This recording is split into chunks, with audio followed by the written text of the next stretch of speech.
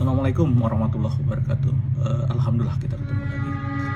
Pada saat Pomnas kemarin di Solo, saya melihat ada beberapa atlet yang bagus, tetapi pada saat mendekati pertandingan babak ketiga itu habis energinya. Hal ini menarik bagi saya. Ketika saya tanya, rupanya dia ada beberapa yang belum dilatih gitu ya. Yang kita ketahui bahwa cabang pencaksilat itu cabang anaerob gitu. Aerobik penting sekali sebagai basically dari semua cabang olahraga.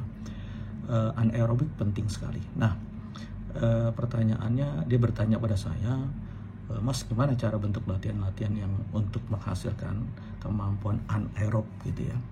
Saya bilang banyak. Nah, salah satunya adalah bentuk latihan interval training gitu ya. Yang fartlek dan sebagainya itu hampir sama gitu ya. Tapi saya ingin menjelaskan bentuk latihan interval training. Interval training itu adalah bentuk latihan yang pernah digagas oleh Waldemar. Waldemar itu di tahun 1904, tepatnya 1004 sampai dengan 1982.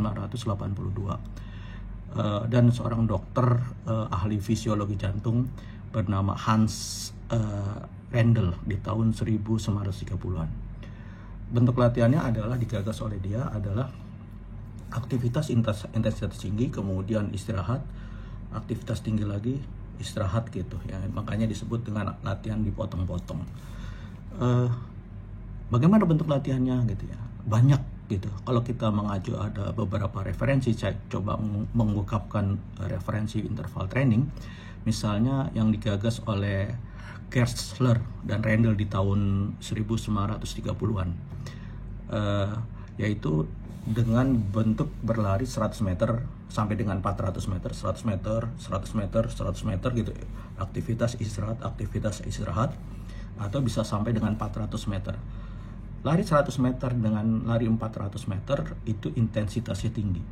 Aktivitasnya bisa 30 detik, bisa sampai dengan kalau 400 meter itu bisa antara 1 menit kalau dia terlatih, bisa juga 1,5 menit gitu. Bahkan ada kalau ya belum terlatih bisa 400 meter. Itu yang digagas oleh Gersler.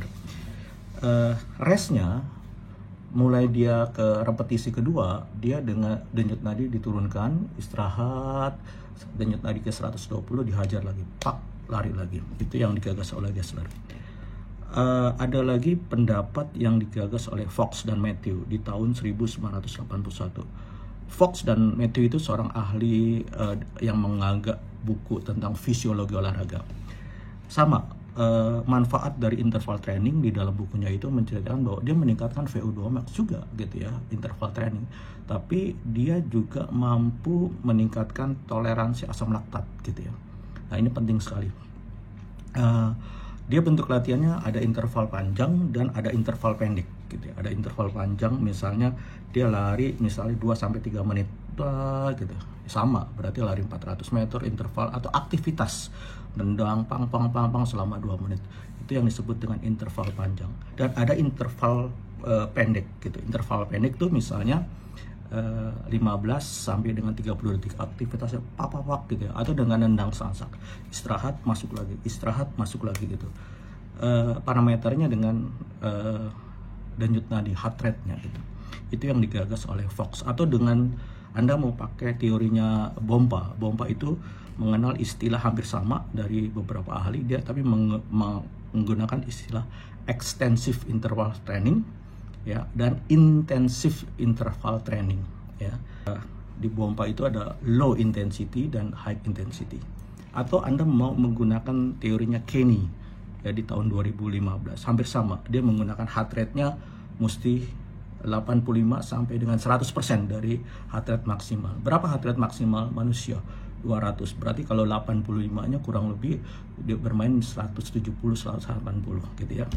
Atau dengan yang digagas oleh Hoff. Hoff itu adalah seorang ahli di permainan di tahun 2005. Ya, bentuk latihannya bisa dengan dia menggunakan istilah sport specific training.